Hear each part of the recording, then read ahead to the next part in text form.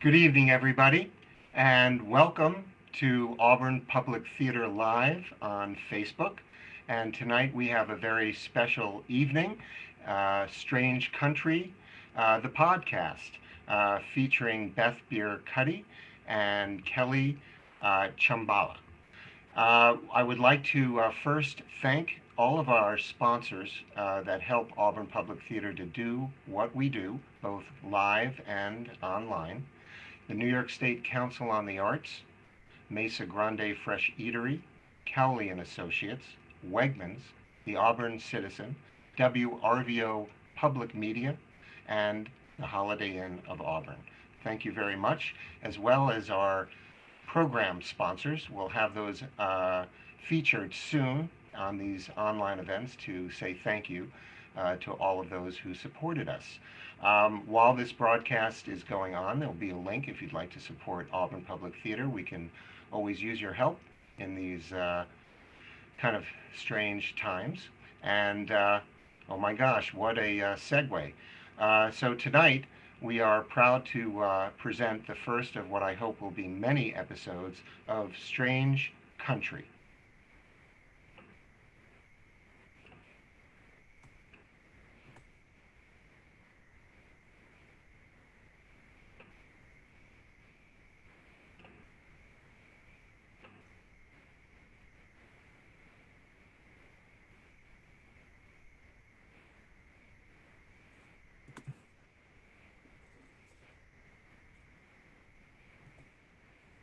Hi. Hello. Hey, everybody.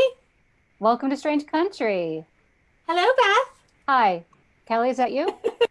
I'm here. Hey, everybody listening. Hello. Thanks for joining us. Yes, it is our special APT Facebook Live edition. And Kelly? The real deal.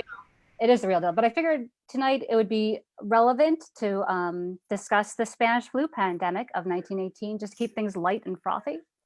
I'm going to crack up. It is really funny. It is so really funny. Yeah. Haley can't even imagine living like that. I know. And that's sort of a thing we're going to be asking you readers as you are listening to really, you just kind of have to imagine what it was like to have this virus out there where it was just hitting people and you felt like what could you do? What could you do? And it felt like no one was helping you. It's a weird, I know it's kind of hard to believe, but that's really what it was like in 1918. It's crazy. It's crazy because we're living it now. We're living the dream. Yes. I guess that's what would. Before we get started, I am curious how you're doing, Beth.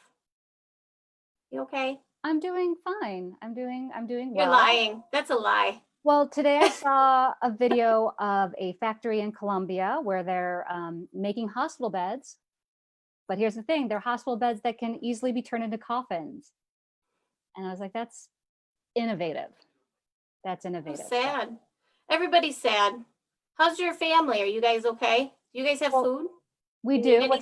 What's happening right now is my husband is trying to talk my mother into how to get to see this Facebook Live. So that's what's happening. Do you want a tulip in the background? Do you want some flowers? Yes, I do. I do. Oh, I wish I could give you flowers. I miss you. I miss you too.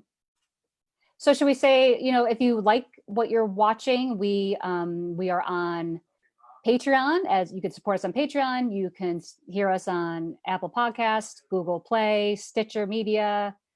We're everywhere. We're so big. Platform. We're so famous. And we have a million people who listen to us all the time, every day. Sure. So we do have exciting things, though. We just sent out a newsletter on Patreon. So if you like us and you've listened to us before, by the way, I'm Kelly and you're Beth. A newsletter is very 2020. That's the new technology now, is newsletters. Oh, yeah. Yes. That's the new technology. Should we like introduce ourselves? Because we just I feel like I'm talking to you. No, but I mean like what we do. Like if anybody has never listened to Strange Country before, they might be unaware what we're doing here. So why don't you do that, because you're sort of the person that goes to a party and talks to everyone, and I'm the person that basically just stands by the potato chip bowl, cramming potato chips into my mouth, and then leaves after 40 minutes of doing that. Okay. All right. So I'm Kelly. That's Beth. I'm I don't even know why I said we are librarians, but we met years ago as reporters, and we made each other laugh a lot because we had a wicked good sense of sarcasm. And then Beth and I like stopped talking to each other for some reason. Because Why? I'm an introvert. Yeah, that was why. And then she showed up at my 40th birthday party and she was like, we should do a podcast. And voila, here we are. So we decided to do a podcast that highlights the strange stories of, we've stuck with America. We started with just New York, and we just kind of go wherever the stories take us. But they're mostly American. I don't think we've crossed. No, they're almost all any American. borders. They're all American, I believe. Yeah. I mean, sometimes an American story transcends its borders, but true. Like this one. But because America's great is why we do that. Transition to greatness, Kelly. So we're angry. We are angry at the current state of affairs right now. We're skeptical. We want you to be skeptical. We want you to be smart. We want you to be safe. We want you to wear your masks. In fact, I'm going to put mine on now, Beth, because you're breathing really heavy. And also, we would like you to not drink bleach. That's actually one of our episodes was all about how one should not consume bleach as a way to eradicate the virus. True. Yeah, we try to say it. It's good to say it. Don't drink bleach. I did have a little before tonight, though.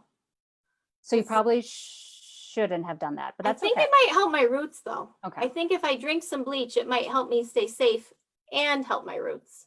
Well, I had a Clorox white sandwich, so that's maybe the one to judge anybody. I don't think we have anything else to say about ourselves. I think we're speaking. Okay. I think we should just shut up now. And then just look at each other for the rest of the hour. Okay. Yeah. Shall I begin? You shall begin. So this is a good story. This is appropriate. This is timely. Yes. So the Spanish flu blasted through people's respiratory systems all over the world until 1920. And historians estimated between 50 million and 100 million people died. It was sort of hard to keep track of all the deaths because there just were so many went unrecorded. That's why there's that big gap. So the Spanish flu, it really gave us the material to establish a pandemic playbook that seems to have gotten into the hands of a small toddler who doesn't understand how books work. So he ripped out all the pages, stuffed them in the toilet, and now the bathroom is flooded. And this is where we are in this country, a health crisis. What are you talking about, Beth? What are you saying? I'm talking just as a librarian. Who's this toddler of which you speak? I'm just talking about general book care, about how when we teach children about how to take care of books, we say don't put it in the hands of little brother, little sister, because they don't know what books are. So I'm saying there's a small toddler that got the pandemic playbook. And we're here where there's a health crisis that's heavily politicized, as if the virus cares if you want a MAGA or MAG not. And there's piecemeal efforts to protect people that are ridiculed as fascism by people that are armed to the teeth, and calls to put people back to work, even though we don't really have an apparatus in place to do that safely. And before I get rolling, I'm doing the hands here, the Trump hands. I want to credit two fantastic books that gave me a lot of information for this podcast. So the first is The Great Influenza, The Epic Story of the Deadliest Plague in History by John M. Barry, and Pandemic 1918, The Story of the Deadliest Influenza in History by Catherine Arnold. So those are two of the books that I read for this. Beth will add an amazing bibliography at the end of this. She's the best bibliographer ever. And Kelly's not so great. I just cut and pasted some of my stuff, and you paste web addresses and things like HTTPSs. Bibliography. So, no. Yeah. You know what? I just realized. But we went to the same library school. I know how to do a bibliography, and I almost put the F word in there, and I'm not gonna, because we're like live and teenagers are watching or something. But that's right. I know how to do bibliography. They're just so too much. Whatever. In any way. Is that what you say to kids when you teach citations? You're like, you know what, kids? Just too much. Just no, I teach them how to do it. Listen, you got to learn the rules so that you can break them. Okay. That's what I always say. But one thing that I think is so funny right now, because you're not yet talking about the horrific deaths that happened with the Spanish flu, but so I'm going to get all my jokes in right now. But I think we never look at each other when we are actually recording. No. Isn't that weird? We usually are back to back. But I'm not completely looking at you now, though. because I'm Me looking neither. at my camera. So it's sort of like I can I'm gonna see text just somebody. Okay, never mind. I'm just gonna text somebody. all right. So let's get back I'm actually to that staring idea. so hard at you right now. I'm staring so hard, and you look great, by the Making me way. uncomfortable. It's making me uncomfortable. You So look let's good get back to though, and that idyllic. I like your little twinkly lights. They're cute. Thank you. Go ahead. Okay. Read your So let's story. get back to that idyllic time. That idyllic time when women couldn't vote and men bodies were being torn apart by new technology during the World War. You know, that's always something that gets to me is when people talk wistfully about the past. When are they talking about? Because The good in old my days. opinion, well, no, they're all garbage. They're all garbage. There's always some huge garbage to that time period. All right, so during this chaos, a virus said, let's shake things up. Wait a second. Don't you ever go back to like the 80s when you grew up and you were like, that was cool? Wasn't there No. anything good? What, like WKRP in yeah? Cincinnati? Come on. I'm not saying there's nothing Not good. like I'm just something saying like riding a banana seat bicycle. no, there's something good, but I'm just saying Dreamers. that there wasn't a perfect time where everyone had rights and we weren't raping the environment. And I'm talking in the big picture, not like the little not like my life. Like I used to be able to eat fruit roll-ups after school. That was fun, right? Well, it wasn't that great. I mean, they weren't that good. All right. Onward. Everything sucks. Yes. So viruses can't talk, obviously, but they can mutate and they become really effective killers of their hosts. And the virus learned a lot after the first wave of winter and spring of 1918, and then really unleashed hell in the second wave. And that's the thing, 7 of our last 8 epidemics, the second wave was way more lethal than the first wave. But, by all means, I'm sharing my screen here for a second. Can you see my screen? Yeah. All right. By all means, I was going to say that everyone should get their cross stitch at Holly Lobby. And Kelly, your birthday is coming up, so I was thinking this might be a nice thing for you to have. That is so cute. In your house. Yes, I think so too. Did you see I did the WTF on the I paint did. deck? I did. That was good. We're selling these, everybody. Those are really nice. I'm saying that because you're talking about a second wave, right? Like this is something that happened during the Spanish flu during this era, and the last 7 epidemics. And it's happened. Keeps happening. We're just in the first wave, aren't we? Yes. So the origin of the Spanish flu is it's never been definitively proven, but there are theories. And one theory is that it started in Haskell County, Kansas. So Dr. Laurie Miner, he was the doctor in those parts. And in late January 1918, he gets this phone call from an elderly woman. He goes to her house and she is violently coughing up blood, and her family members around her, they're catching it in bowls and in towels. It's really, really vicious. And he's like, I think it's pneumonia, but he'd never seen it that bad before. And she ends up dying, and then the calls keep coming. And it's these symptoms that are that you would normally associate with pneumonia, but they're just heavily exaggerated. So these headaches that make migraines seem like a minor nuisance, shakes that are rattling the bones, skyrocketing fevers, dry coughs that can't get anything up. And it's killing these what should be healthy young people.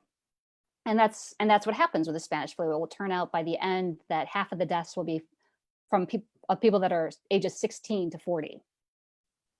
So he's so that sounds awful, by the way. And that sounds similar also to what people are dealing with right now.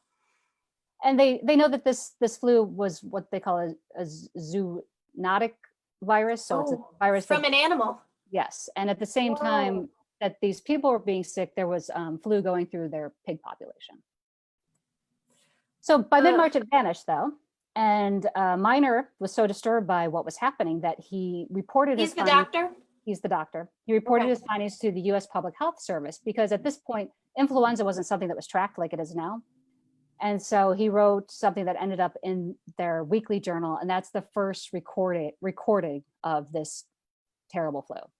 So that's why they think this is where it started.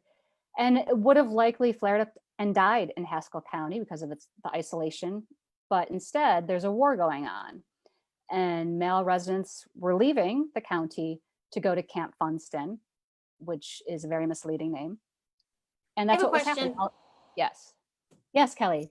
You have a question? Go ahead. Are there thoughts on the fact that there were sick pigs and people? Like, is that a thing? Were they like probably a farmer tried to wipe the nose of a pig? No, we're thinking this is 1918. So like we're just learning about germ theory at this time, and we're not really studying viruses aren't a thing that haven't really been identified yet. In fact, influenza was thought to be caused by a bacteria at this time. By the way, when I said farmer wipes the nose of a pig, I wasn't inferring anything else at all. That's good. I'm very proud of you, Kelly. Now I don't know what I was talking about. I was talking about. I know where you were. All right, so here we are. We have this war. We have, an army that was in the tens of thousands and now is in the millions. You have hastily constructed barracks. You have countrymen mixing with city men, each having their own different immune systems, and it's just a disaster waiting to happen. So in February 28th and March 2nd of 1918, three Haskell County men go to Camp Funston for service. And on March 4th, a cook in the mess hall comes down with the flu. 3 weeks later, there's 1,100 men in the hospital from that camp. That's incredible. Holy cow, that was a wicked spread. And thousands more were sick and going to the local infirmary. So from this, about 38 men died, but that wasn't seen as too unusual because epidemics at army bases was a common problem. In fact, a bunch of top medical professionals were working together to fight epidemics as America headed to World War I, because they knew disease killed almost as many soldiers, if not more, than actual warfare. And that's actually what happened in World War I. More soldiers, U.S. soldiers died from the flu than from war. Yes. I didn't know that. Of the casualties, 116,516, that was the total, 63,144 from the flu. Wow. I didn't know that. Well, this is why we do this. Fascinating. Learn information. Listening is an act of love, everybody. That's what I'm doing right now. I'm listening so hard, Beth. I really thought you might have been watching television, but I'm glad that you are actually listening to this. I'm just coming up with maybe like a Camp Funston. Just to try to pep things up? Just as you're carrying bodies out, you're just like, Camp Funston. It's not funny. It's not funny. I don't. Okay. Stop. All right. Why don't you delete me or mute me or whatever? Okay. We'll just edit this part out. So one thing that these medical professionals. I don't even know if anybody's listening. Is anybody even listening? Is anybody out there? We don't even know. Carrie, but actually we can't even see Carrie, so he probably is doing something else at this point. He's done. He's out. My husband was saying he was listening, but he's disappeared, so he must I don't know. Okay. Gone to one of those bars in Wisconsin. So one thing, I don't know if you noticed, but I did get my hair and my makeup done. I went to Georgia yesterday to do that. Nice. Good job. That was smart. Thanks. Very smart. Thanks. So one thing these doctors did try to do, they wanted to stamp out venereal disease. So they created all this propaganda that aligned sleeping with sex workers to akin to being a traitor to your country. But of course, the real villain at the time, women, obviously, right? Women are always trying to take down men with their diseased vaginas. And the women who are suspected of having STDs, and you can tell, like the way someone walks really showcases the gonorrhea. They would be detained with no due process, and in some cases forcibly sterilized. And this practice continued way beyond World War I. This practice of rounding up women suspected of having, venereal diseases. We talked about that. Which episode was it, Beth? That was episode 57, the American Plan. It was insane. Yeah. Like the 1970s was the last instance of that. Little roundup of women just because they looked diseased. Well, they had that chlamydia look to them. So 2 weeks after that, the first cases at Funston, now the flu's showing up at other Army bases, and they're also showing up at the cities that are by these bases. In fact, in March of 1918, 1,000 workers from Ford Motor Company come down with the flu. So another theory about its origins comes from the historian Mark Humphreys, and he says that the Spanish flu originated in China. And no, he didn't. Yes, but he wasn't like, it's called the Spanish flu, Beth. Well, we'll get to why it's called the Spanish flu, because it didn't originate in Spain. Yeah, what was it originally called before they called it the Spanish flu, though? They didn't. That's what they just didn't even know. Okay, right. Got it. So in China, it was called the winter sickness, and there were reports of young people drowning in their lungs as it filled up with fluid and turning blue. And this is something you'll see in the Spanish flu. And it was hitting the healthiest people in the community. And when France and Britain went to war against the Central Powers, led by Germany, 95,000 Chinese laborers were sent from northern China to England to take the place of men fighting on the front. And some of these laborers made their way through Canada. So that's sort of saying that this is how it spread, to North America and also to Europe. And influenza hit Europe hard. And why there's a dispute of the origins is that they were suffering from flu even before the Americans arrived to fight. Now, while many recovered from this first wave, there's concern that sick troops would affect the war effort. And that was definitely a problem for the German army. Their last great push before the Americans arrived was stymied by influenza.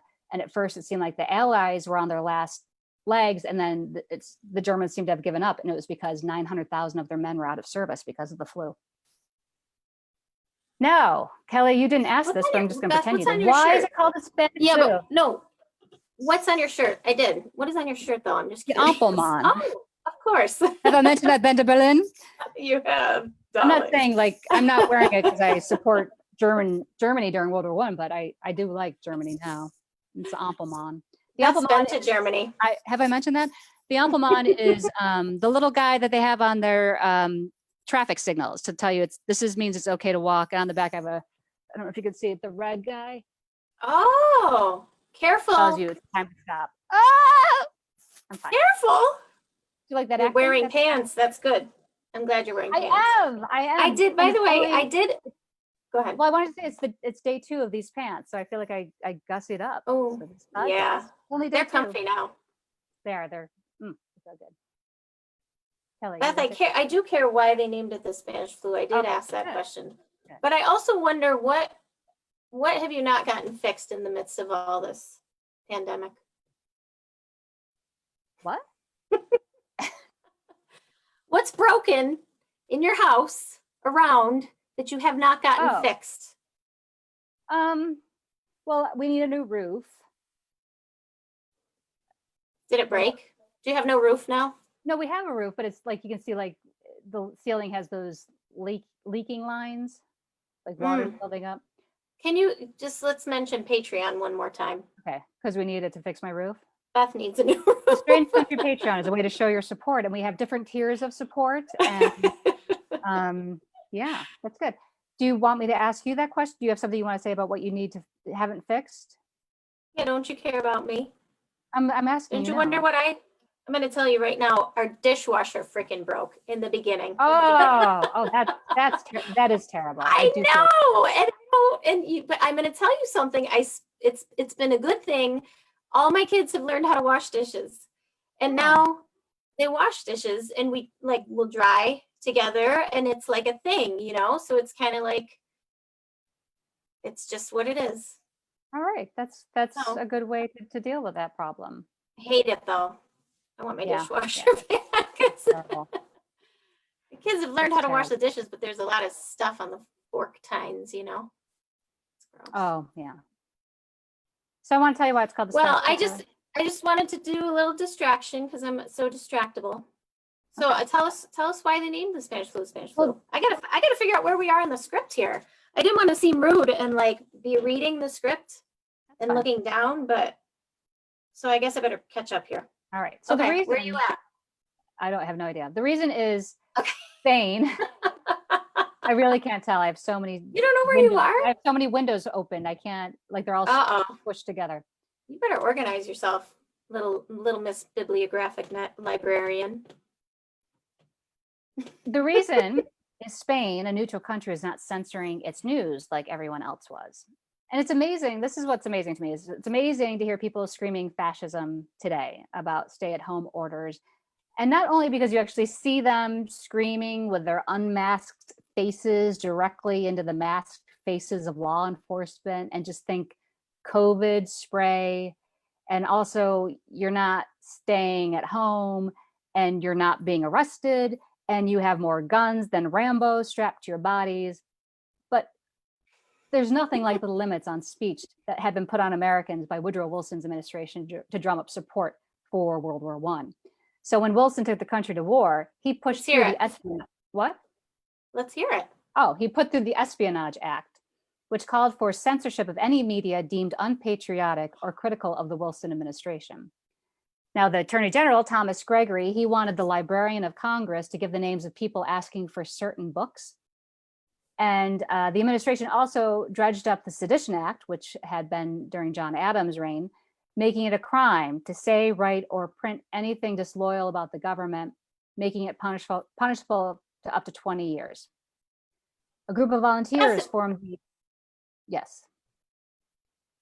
When you were a reporter, did you ever feel censored like that? Like, I don't ever recall feeling like I had to be pro-America, pro-government. Did you ever get that sense? And also, like, when you were in journalism school, I don't remember that. So, I mean, obviously, we didn't go to school back in World War I in the Woodrow Wilson era, so things changed. But I'm just thinking, like, it kind of changed, didn't it? Well, I think I don't know what the pressure one feels as you get into more national media, but the local level, no, I didn't get that pressure. I feel like the national media is back again to Woodrow Wilson era. Wouldn't you agree? Era? Just like Jay Leno, I would era. say they're not just saying Trump rah rah. I would say that's the actual opposite. Yeah, but they're not saying, guess what? There's dead bodies in the streets right now in New York City. Like, they're not necessarily. Are there dead bodies in the streets? There were piled up in the back of the hospitals. I mean, there wasn't a lot of reportage of. But how did you know about it? You told me. I found out about it from media, from the news. Yeah, but which media? I'm just saying, like, I feel like it's like which media, you know. I don't know. I guess it's interesting. That's a whole other discussion. Which media? It's always on our table, though. It's always part of all this, you know. So a group of volunteers, they formed the American Protective League, and they worked with federal law enforcement to basically enforce the Sedition Act. There were smaller vigilance groups with really awesome names like Boy Spies of America and the Knights of Liberty. But the American Protective League, they had the protection of the U.S. Justice Department, and William Barr, I heard he traveled back in time and creamed his pants when he saw that. That's gross. I don't like that term. It's gross. I'm trying to keep it kid friendly. It's inappropriate, Beth. Geez, come on. Keep it together. All right. So an American Protective Squad in Chicago, they beat up members of the International Workers of the World. The simple act of not purchasing a Liberty Bond could get you in their sights. Posters were hung up like those, if you see something, say something, but this time make it about your neighbor. Kind of like the Stasi in East Germany after World War II was over. And the speaking of German was outlawed, and sauerkraut was renamed Liberty Cabbage, although. No, it wasn't. Come on. It was. No, it wasn't. Yes. Like the freedom fry thing? I was just talking, here we are. This is why I think we live in a computer simulation, Kelly, because we're always presented with these same scenarios and we always choose the stupidest thing to do. And yes, freedom fries would fall under that. Come on. Liberty cabbage? Liberty cabbage. Just think of that next time you eat sauerkraut, which is something I would never eat. I have some in my fridge right now. I don't know what to do with it. No, Liberty cabbage. I'm going to send it to you. Please don't. You got to open it. Oh. I'm going to lick it. Ugh. I'd rather eat freedom fries. They taste so freedomy. Hey, so speaking of food, can I ask you a question? I'm just going to distract you. I'm sorry. I know you want to get through this amazing historical appropriate. We're on page 1 and we've got like 60 more pages. You gotta say it a little faster. But listen, Where have you gotten takeout? Have you done takeout? I know people who are like afraid to get takeout right now, but I've gotten takeout. I've gotten takeout too. How do you handle it? What do you do? We act like it's nuclear waste. So when we bring it Right. in, we basically take it out of the containers, we microwave it, we then like throw the containers away, throw the garbage into the, outdoors, just on the road. Right. And Yeah. then just scour everything with Clorox wipes. And then we take You soak with eat the showers, Clorox wipe and then too? we burn down the house, and then we rebuild a new house, and then But we you got to do a make better new roof. plates. We make new plates, and that's how we make it work. And That's so, about how we do it. I gotta say, takeout has been like it's like the best food I've ever eaten when we decide to go. oh yeah, because you're not cooking. Know? You're not cooking. I've been cooking Yeah. meals for what's this? Yeah. Breakfast, lunch, and dinner. Yes. And you got to think about it. You got to know. You got to shop for it. You got to risk your life going and getting the food for it. It's like insane. I don't go. I right. get it delivered. You're getting your groceries delivered? Yes. How? What do you have a special? What are you wealthy? Well, I do the Instacart, so but rich. Yeah, we have the same job. But I do the Instacart. I make sure I give the deliverer 20% tip, which is a lot considering how much you spend on groceries. You're just a bragger. Thank you. How much you can tip people. All I buy is Liberty cabbage. I just buy Liberty cabbage and freedom fry, and it's delicious. I make it into a smoothie. I got 2 places where people should go and get food. Okay. The first place is Cazenovia Bagels in DeWitt or Cazenovia because this is what we call in our show an advertisement. This is a advertisement. It's free and it's because I love people and I want them to do well. Okay. So Calves Bagels, they are cranking out these amazing cinnamon rolls, like pre-made, so you can get them and then like let them rise overnight and then you put them in your oven. Oh my God, they're insane. And then of course the bagels are always good. And they're doing everything super safe. So that's good. And then another little local business is called Bloom and Cup, and they also do bagels and coffee, and they're being super safe and delivering to your car, and you pay over the phone and all that stuff. So I just wanted to say, and like I've been making pretty good food lately. I've been like following Sam Sifton in the New York Times. He does the cooking stuff. Do you ever read that stuff? Do you ever read? No, but I have a subscription to Cooking with New York Times. So Sam Sifton is like the editor of the cooking section, and he's great. And so I've been making all kinds of cool stuff, like really good stuff. And like Wesley got a bagel with egg and cheese. He was like, "That was the best meal ever." He was that from Cazenovia Bagels?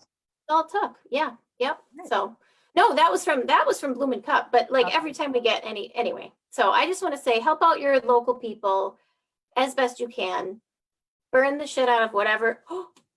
Burn the stuff out of your bagels or whatever you take. The shirt up. I'm sorry. I didn't say what you think I said. I didn't. Okay. Sure. I didn't say it. You know, once you get into advertising, just the profanity goes out the window. I'm sorry. Okay, you were talking about food though. Food and the Spanish flu. I was talking about Liberty cabbage, but now I'm going to talk about so when people began getting sick, the newspaper stories were, holy crap, there's a new plague. The stories were everything is groovy and buy Liberty bonds and ignore the stack of bodies next door. That's actually a stack of wood. Shut up. So in Spain, they actually wrote about it. So for their transparency, they get stuck with the name. And even then, a few Spanish reporters tried to downplay it in a very Sean Hannity kind of way, saying more people are killed on highways or by their own hand. And since the death toll from the Spanish flu is estimated between 50 million to 100 million, I would say those are some pretty bad Spanish drivers. Right. So the flu rocketed through Europe and beyond that spring. The Brits carried it with them to India, which saw an outbreak erupt in May. From there, it jumped throughout Asia. Lots of sick people, but not the level of death seen in Haskell County, Kansas. Most recovered. Many doctors even wondered if this was influenza, which showed how hard it was to have perfect information about an epidemic as it's unfolding. But by all means, continue to share your YouTube videos about how Bill Gates and the Pope wanted to populate the world with coronavirus that they've created and put into communion wafers. And because we're all apparently experts in infectious diseases now. I know I got my degree in epidemiology from Trump University, Kelly. Did you not know that? Yeah, where's your certificate? Why don't you have it hanging on the wall? It hasn't come. It hasn't come yet. Okay. So The Lancet, which is the prestige medical journal that Dr. Oz quoted when he called opening schools an appetizing opportunity because it would only kill 2 to 3% more of the population, which in terms of real people means a tasty 656,000 to 1.3 million extra deaths. Yummy. So they called the disease too That's mild awful. and short duration to be flu. And that article was published in July 1918. And just like it flared up, it flared down, and it seemed to be in the immortal words of the 45th president to disappear. One day, like a miracle, will disappear. But that wasn't true. It just went dormant, where it mutated and became extra lethal during the second wave. And of course, while Britain's saying it's gone, the very same day France is like, not quite. So many French sailors were sick that they overwhelmed the hospital in Brest. So ships. Don't you feel like that's going to be like, I mean, I feel like we're obviously, I know you're telling your story. Why? No, I think everything's going to be great. I think when I see pictures of people packing bars in Wisconsin and on the beach, all packed together, I'm like, what's gonna go wrong? I mean, we know it's going to happen again. We know there's going to be a second wave. Dr. Fauci's saying it. I'm never going to leave my house. Yeah. Well, I mean, you have type I'm going to 1 stay right here. You're one of those. Right here. You're one of those immune compromised people that I'm supposed to. No, I'm supposed to wear a mask for you. I know, but you know what I've been saying to people a lot lately? Yes, I am. I'm a type 1 diabetic, for those of you who don't know. Yeah, and that's kind of your fault. I mean, that's your fault, your pancreas. Well, I just have the wrong thoughts. Why can't I go get a bloomin' awesome onion at Chili's because your pancreas can't make insulin? Is that fair? It's not fair. You're right. Yeah. You should have the freedom to do whatever the hell you want to do. Yes. Exactly. But also, this is what I've been saying lately. I mean, people like to look at me like, oh, well, you're going to get sick and die. But guess what, everybody? Like, who knows who's going to get sick and die? Like, that's my thing. Like, I have children who I don't want them getting sick. I don't want them. I saw in one of those let's reopen protests that someone said that Jesus is the cure. So, and don't forget that Kenneth Copeland, that pastor, he blew the virus away a couple months ago. So I don't know why everyone's still inside. It's obviously gone. He blew it away. I'm just saying it's an equal opportunity virus, everybody. It's not just going to go after me, and that's why you have to stay home. Why are you talking with your facts? Home because your facts are bringing me down. Protect I'm planning after this podcast to go get a drink in Wisconsin, and now your facts are just killing my buzz. I know, Beth. Thank you, by the way. Speaking of a buzz, like, thanks for sending me that awesome article by that New York Times writer who was 30 years old, super healthy. She ran like 10 miles every day, and then the next day she got it, and she was in the hospital for a very long time, and she's 27 days into it, and doesn't even feel. She can't barely walk. I don't want anybody to get that. Like, I'm trying to. That's my job, is to basically just, as people are starting to feel good, just slam them with the most depressing news ever. That's been my role. Right. Yeah. Terry loves it. Terry loves it when he comes down, and I'm like, oh, can I read you this? He's like, oh my God, what are you going to read to me? And then I just make his day the most depressing day he's ever had. I bet, Beth, that you and Terry just have some really sweet romantic times these days, don't you? I need to show stories. I need to show him the video of the hospital bed that converts into a coffin before he goes to bed tonight. I think he'd like that. I think that would just get the mood going. Get it rocking. Who's doing that anyway? That's what I want to know. His bed's a rocking. There's a coffin underneath it. That's a new saying. That's a new phrase. That's one you just came up with. Tag that. That's our tagline. That's trademark. All right, so did I get back to this? If this bed's a rocking, there's a coffin knocking under it. All right. Doesn't even make any sense. It doesn't even make any sense. Doesn't need to make sense. It's wonderful. So ships carry diseased soldiers to different ports over the summer, much in the same way today's cruise ships spread COVID-19 in a sense of ennui. Ennui. Come on, you said ennui. Ennui. You know better. I do. So in one boat, the Norwegian. Beth and I have always said, don't go on cruises. Don't go on cruises. or We've clouds. maintained that. We're sticking with it. We're sticking with that, even though they're starting up in July. So good luck. So Yeah. on one boat, the Norwegian Bergenfjord landed in New York City with hundreds of sick people on board.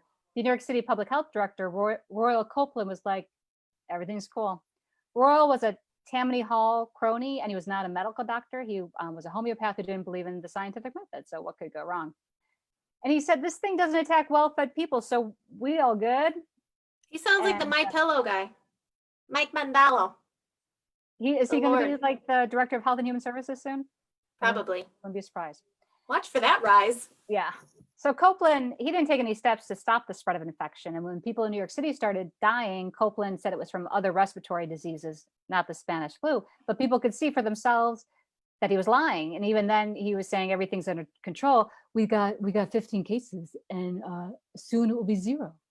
Wait, was that Copeland? I might be quoting some other person who has no idea what he's doing. So in Boston, the Navy operated an overcrowded barracks where sailors were in transit. When they were in transit, they ate and they slept. And on August 27th, an outbreak started there with 2 sailors reporting to the sick bay. And 2 days later, 58 men were ill. The city still went ahead with its Freedom Parade, 4,000 men marching in the streets because I love a parade. The tramping of feet, the fever is neat, and now I am dead. I love a parade. I do. Actually, I hate parades. What? Hey, Beth, what is that from? It's just a song from the olden days. It's not from a musical. You know, I normally. Oh, really? It's not a musical that you've watched? It's a song I know. I don't know where it's from, but occasionally Terry will say something and be like, "I love a parade," and I don't. Is that what you do? That's how you do it. That's how you maintain your balance, right there. That's your Zen, or your breaking yin into and song. yang. You have the most depressing, saddest stories, and then I sing. And then you're like, what do you want for lunch? I love a parade. Like, that's how you're doing it. That's because you're such an anomaly to me. I'm like, how are you smiling right now when you know all the sad? But that's anybody who knows all the sad. And guess what? Everybody in our world right now knows all the sad. Knows the sad. We know it. And how are we handling it? What are we doing? I love a parade. Get it, Beth. Wait, I gotta be like, yeah, that's much better. Can we touch hands? Can we touch hands? Can you do that? How do we? I don't. Sideways? You're above me. Are you above me? I see you above me. I miss you, Beth. That worked out well. That was good. So this is comedy gold happening here. It is. People are like, all right, wait a second, but you talked about the parade. Is this the Philadelphia parade you're talking about? It is not. We're in Boston. We're getting to Philly. I know. We got to. All right. Come on, keep it going. So we're gonna skip ahead. Well, why don't we skip ahead to? Nobody knows what you're doing. I'm skipping ahead. I'm skipping a bunch. So now to Philadelphia. Let's get to Philadelphia. It's the city of brotherly love. They get hammered. Then I can say something. Yeah. Yes. So the population, that's how you say it now, everybody. Population, the team in Philly, from all the new employees that were necessary to build all the big ships and keep up with the war effort demand. And overcrowding was an issue. Tenements were packed. 4 families would be living in a 1-bedroom apartment. Even in some cases, people like time shared beds. Like you had the second shift, so you slept then, and then you left, and then another person came in and slept in your bed. Yeah.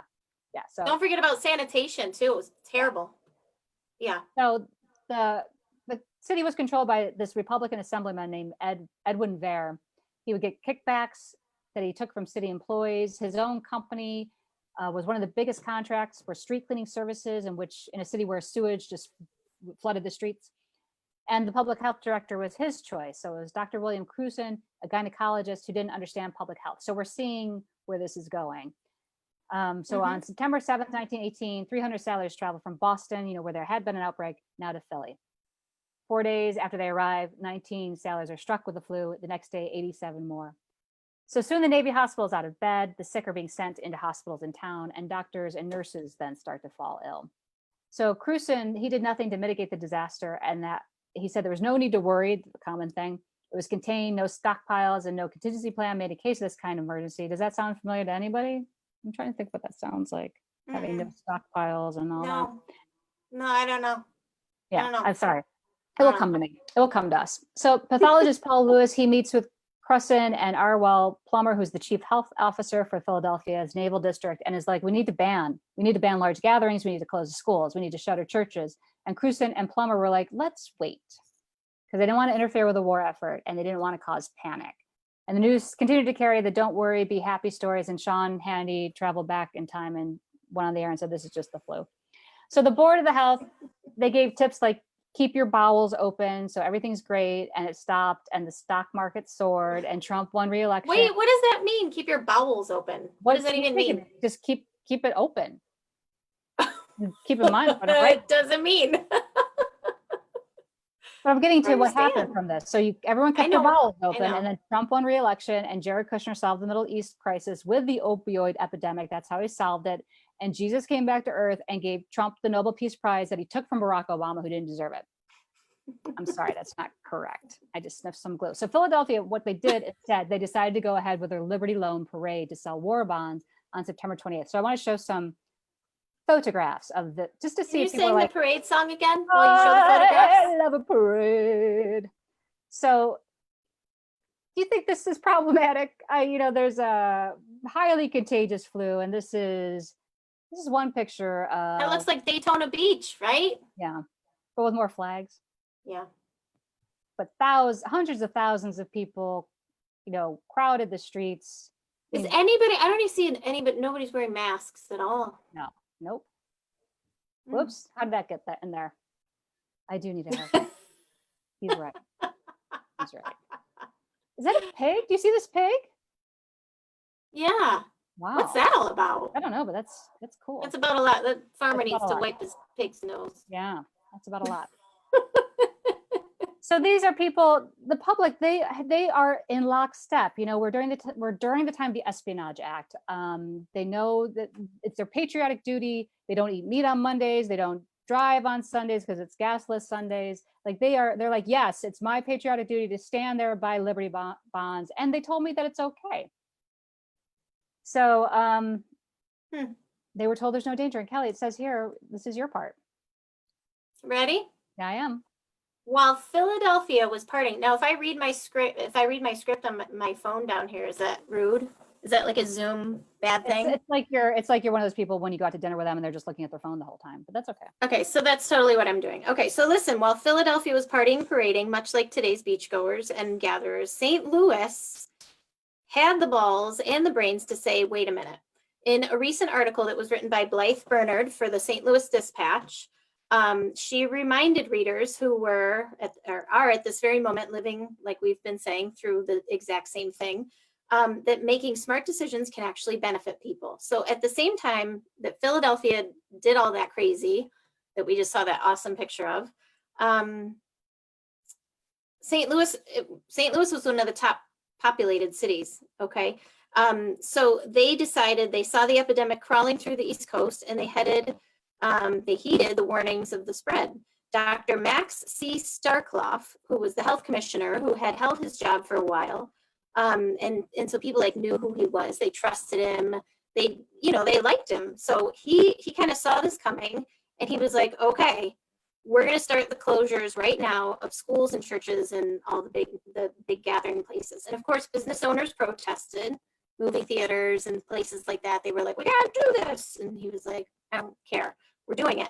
And when the flu got into the city, in St. Louis, there were 1,150 people who died, including a healthy 40-year-old congressman.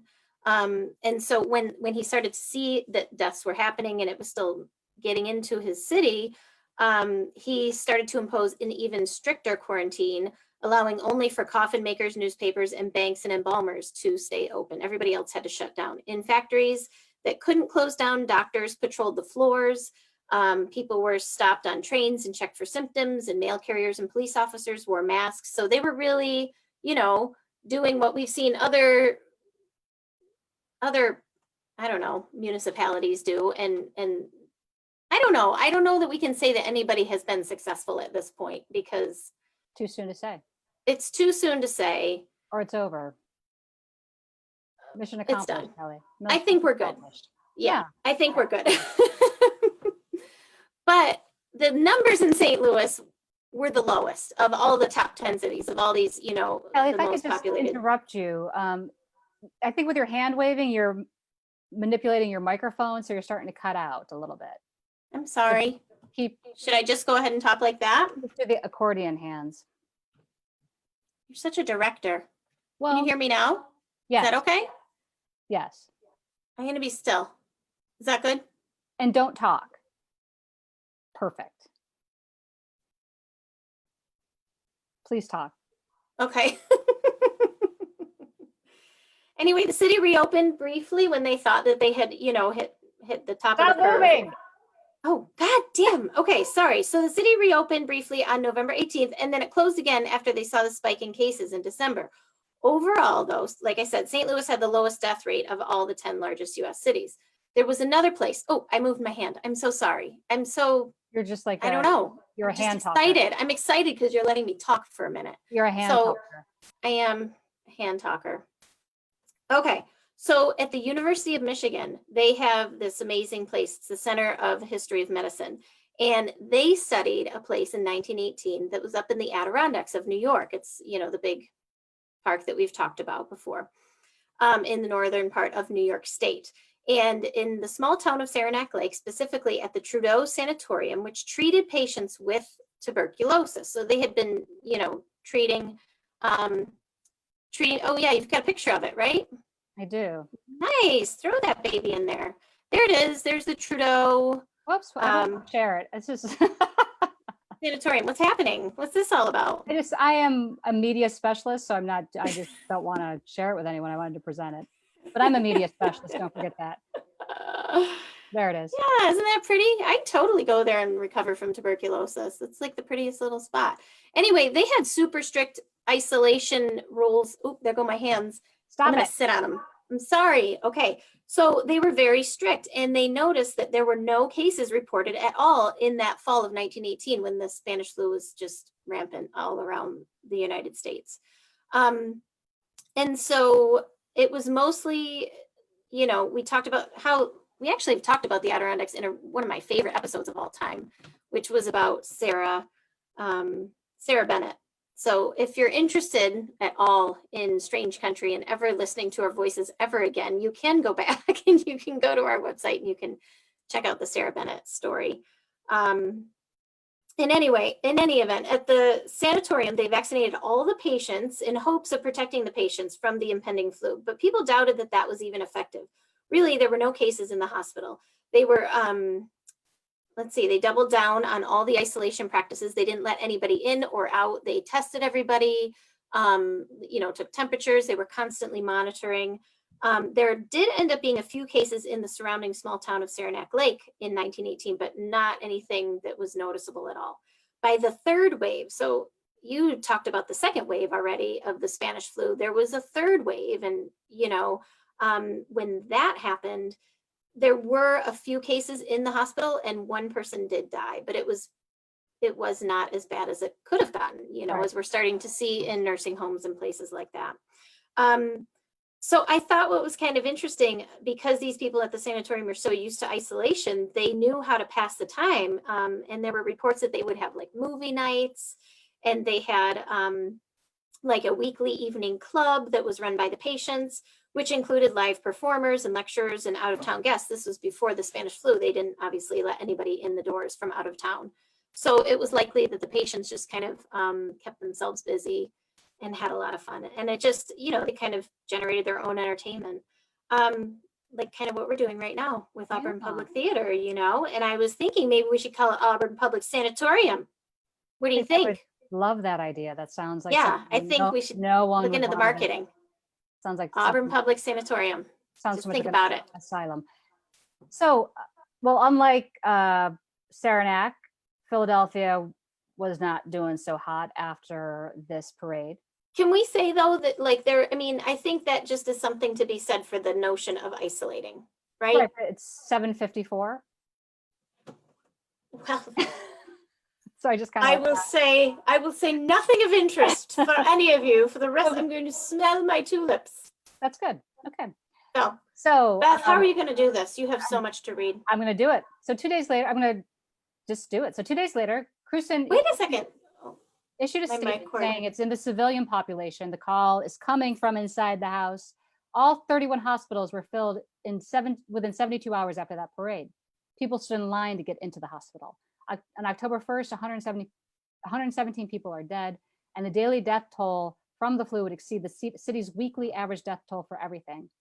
On October 3rd, Cruzen finally banned all public meetings, closed schools, churches, theaters, stopped public funerals, and emergency hospitals were set up. Their beds were filled up in a single day. And in less than 2 weeks, the city had hundreds and thousands of cases. So public spitting, that turned out to be a crime. I know that's something we're seeing now is people, for some reason, they get mad when they see someone wearing a mask that they spit on them. So even while people were dropping, I did that one time when I was little. Well, that's when you're little, though. This is like grown people. I feel really guilty about it still. That's good. So that's why you don't do it now. Remember your fudge story?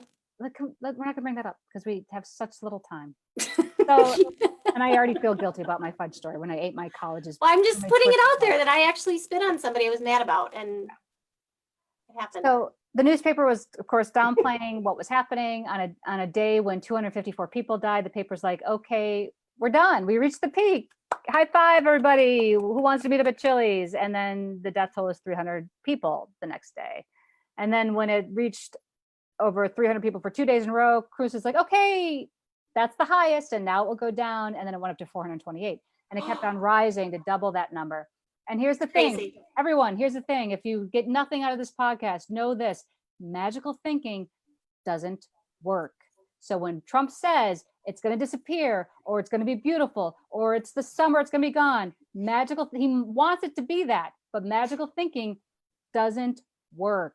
So every household, it seemed, had crepe paper bunting on their front door, and the bunting was to signify that someone had died. That's so sad. White for young people, black for middle age, and gray for the elderly. Bodies piled up to the point where there was no place to put them. Funeral homes ran out of caskets. Many blamed Barack Obama for not being prepared for the Spanish flu pandemic.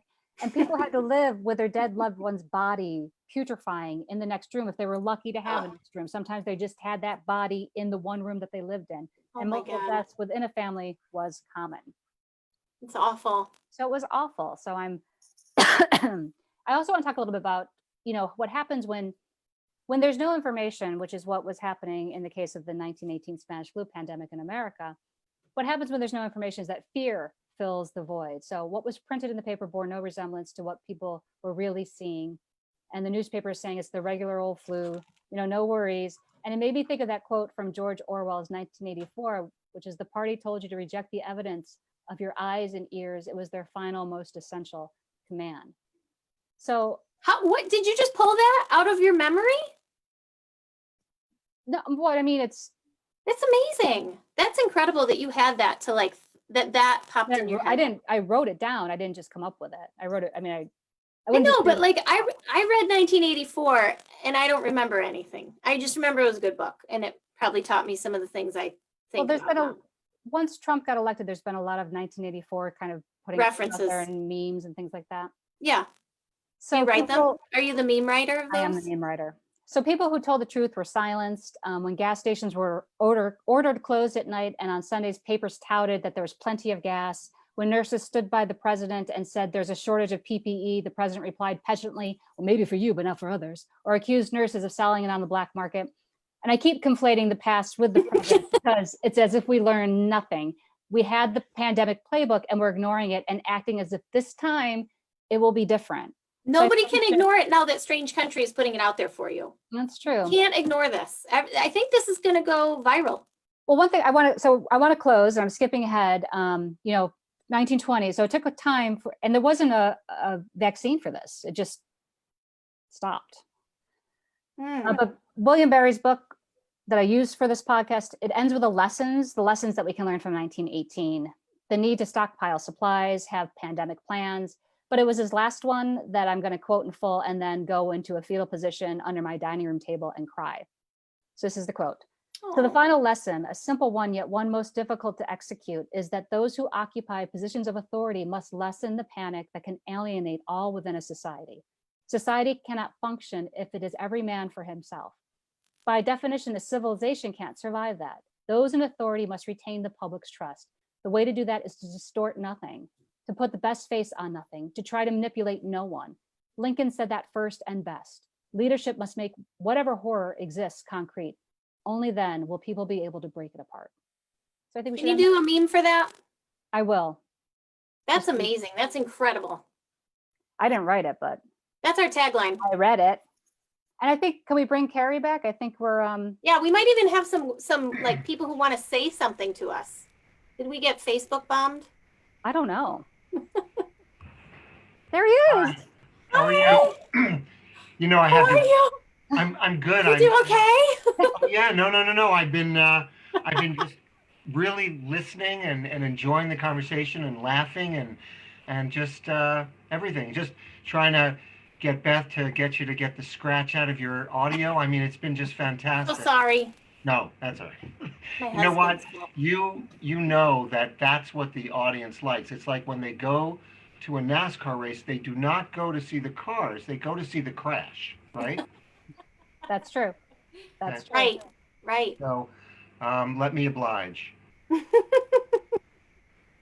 No, that was wonderful. Let us crash. Really, I really enjoyed it, and you have a large audience that has been watching. Oh, thank you, everybody. Yeah, thank you for watching. And Yeah, listening. I don't know. I didn't get any questions on my text from the Facebook moderators or on online. But so I think that means that you were so entertaining and smart you just left nothing imagination. All right, I'll take that. Yeah. Will you come back and do this again? Yes. That Okay. sounds good. That's too bad because we don't want you. But thank you. No, we would love to have you back. Yes. And, yes, we'll come back. Okay, good. Well, Angela Didabo, our artistic director who sets up all this great programming, I'm sure will be in touch, and she will set something up with you, maybe on a regular basis somehow. And we'd love to hear what you have to say. Thanks All so right. much. Okay. Totally. Now, I'm going to try to go right back to the poster. I'm getting the tech, right? So Yeah. do we want to say anything before we try to, because you know what ends up is I try to go to the poster and then this is what people see. It's like that's everybody. If you watch the Facebook Live, Yeah. everybody has to start the camera and then they're back and they're playing. Anyway, I'm getting too excited. It's late. We Right. just want to say, please, if you like this, we have 142 episodes that you can now binge listen to. So You've got time. you got time. Nothing holding you back. Wonderful. Well, thank you once again. And we want to just say thank you to our audience for watching. We hope you'll join us again for all of our upcoming events. We have a very special event beginning on Saturday, which involves conversations over a 3-episode span of the tragedy that happened recently with Ahmaud Arbery.